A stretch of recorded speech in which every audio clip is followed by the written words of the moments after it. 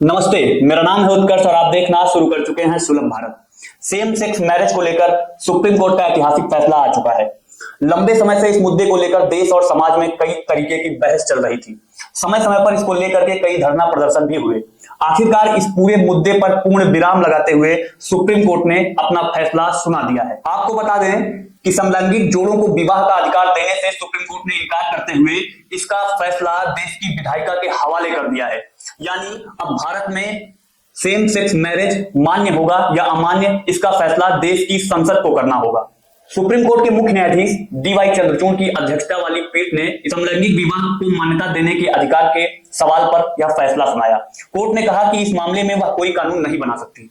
कानून बनाने का अधिकार देश की विधायिका को है। कोर्ट सिर्फ इस विषय पर चर्चा कर सकती है। आपको बता दें कि पिछले कुछ समय से देश के विभिन्न अदालतों में याचिका दायर करके समलैंगिक विवाह को मान्यता देने की मांग की गई थी। 11 मई को सुप्रीम कोर्ट की 5 सदस्यीय संवैधानिक पीठ ने 20 याचिकाओं पर सुनवाई करके फैसला सुरक्षित रख लिया था। इन याचिकाओं में विशेष विवाह, विदेश विवाह और हिंदू विवाह अधिनियम के तहत समलैंगिक विवाह को मान्यता देने की बात कही गई थी, जिस पर सुप्रीम कोर्ट ने अपना फैसला सुनाते हुए समलैंगिक विवाह को मान्यता देने से इनकार कर दिया। मुख्य न्यायाधीश की अध्यक्षता वाली इस पीठ ने कहा कि ऐसे मामलों में अनुमति सिर्फ कानून के जरिए ही दी जा सकती है, इसलिए ना तो कोर्ट ऐसे मामलों में हस्तक्षेप कर सकता है और ना ही करना चाहता है। इस फैसले को सुनाते हुए मुख्य न्यायाधीश डी.वाई. चंद्रचूड़ ने कहा कि यह कहना गलत होगा कि शादी एक अपरिवर्तनशील संस्था है।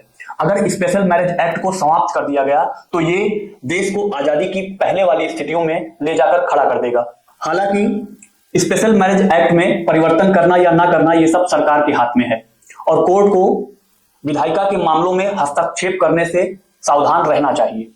इसके साथ ही कोर्ट ने कहा कि अनुच्छेद 21 के तहत जीवन साथी चुनने की सक्षमता जीवन और स्वतंत्रता के अधिकार से जुड़ी है। समलैंगिक लोगों सहित सभी को जीवन की नैतिक गुणवत्ता का आकलन करने का अधिकार है।